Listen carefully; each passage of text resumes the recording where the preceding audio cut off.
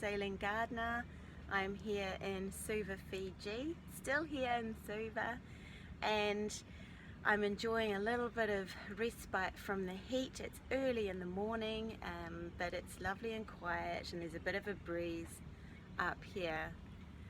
So in this episode I check out the government gardens here in Suva, and I discover some cassava plants, and I check out what cassava looks like in the market, and also try some beautiful mango because it's mango season here and there are different varieties of mango available. But first of all, I'm going to show you some footage from the recent cyclone that we had here, and you can see what it was like. It wasn't actually too bad, which was great. There was lots of prior warning to the arrival of Cyclone Mel.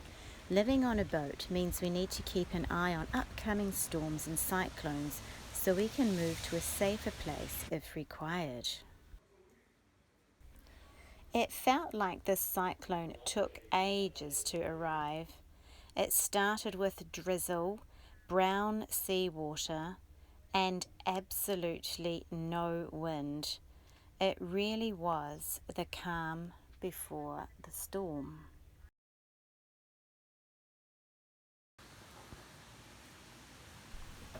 It did eventually arrive, and the wind did blow. Our windmill went ballistic, and our dinghy filled with water from heavy downpours. The sea roughed up and became choppy out in the bay, while a small rolly swell rocked our boat in its new spot.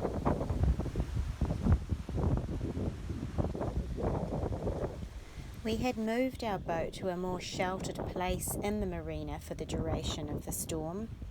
Suva got off lightly, as did we, with this particular cyclone, and I think all the boaties were very relieved. Afterwards, the sky was clear and the water stilled. It was quite hard to believe we had just experienced wild weather.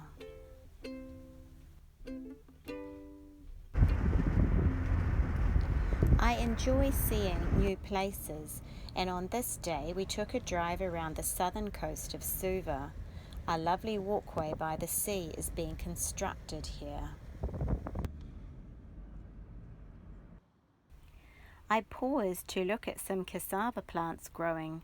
Cassava is widely grown in Fiji and is seen cultivated in gardens and just growing on the side of the road. Cassava is a root vegetable that must be soaked in water and cooked to make it safe to consume. There are two types of cassava, one being bitter and one sweet, and the sweet one is the best kind to grow for eating. Cassava is gluten, grain and dairy free, and it can be made into flour for baking. My favourite way is to eat cassava as chips. It is mango season here in Fiji, and as you can see, there are loads of them in the market. I've tried the bigger ones and the smaller varieties, and they do taste different. Look at those delicious passion fruit. After making purchases at the market, we headed back to the boat to taste the produce. The small mangoes are the sweetest, and we have discovered the best way to eat them is to slice off the two cheeks and then scoop out the flesh with a teaspoon. Yummy!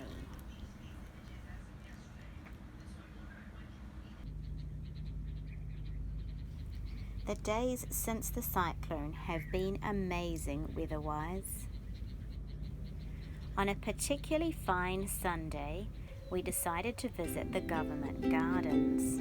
Statues were displayed with information to be read underneath them. The planting included many varieties that I've seen growing around the city, and in fact across the tropical islands that I've visited.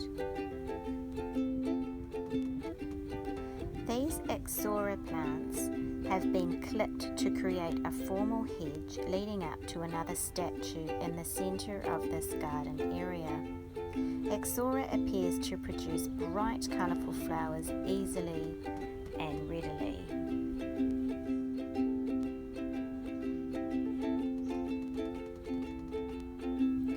Now this is a plant I've been noticing recently, and here it is growing to the biggest size I've seen.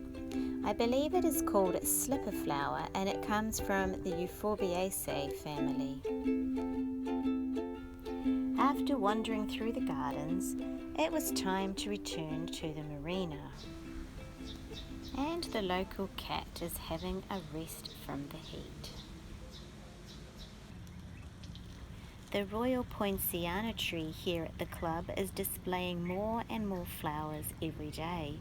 You might remember me talking about this tree in my last video.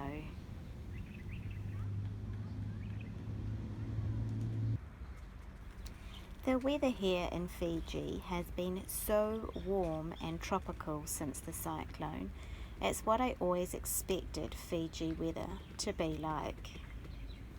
Suva has a tendency to be a little bit wet and cooler, but now it is really, really nice here. We are in the process of preparing our boat to leave here in Fiji. The captain and I, my husband, are planning another adventure on returning to New Zealand for the next little while. In the next episode, we pack up and move the boat to a safer place as we prepare to leave this tropical paradise. I'm going to have to give away my mint plant. I wonder who's going to get it. Well, until then, goodbye.